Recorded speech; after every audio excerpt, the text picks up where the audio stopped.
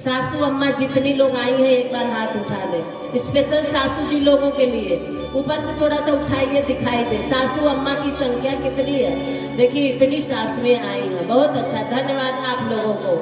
आपकी सासू अम्मा जरा ध्यान से सुनिए। एक जगह मैं गई थी कथा करने सिद्धार्थ नगर, और वहाँ एक बहन आई बहू, तो कहने लगी दीदी 5 दिन कथा क्यों करती हो। हमने कहा क्या बात है, बोले 10 दिन किया करो। तो क्यों 10 दिन किया करें, आपको कथा बड़ी अच्छी लगती है क्या।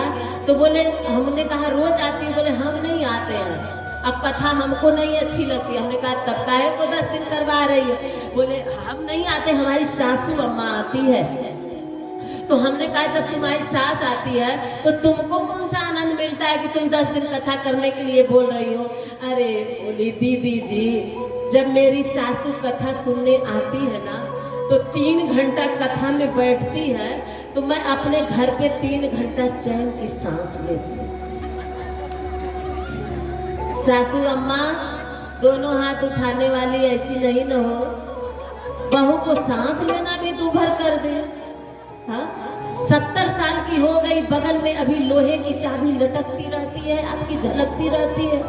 अरे दे दो ना बेचारी को, राज करने दो, काहे को इतना परेशान कर रही हो। शांति चाहिए तो लोहे की थोड़ी सी छोटी सी चाबी बहू को दे करके शांति कुंज जाओ ना, 9 दिन का सत्र कर करके थोड़ा अपने भी शांति और बहू को भी शांति हो जाए। ऐसी सास नहीं बनना।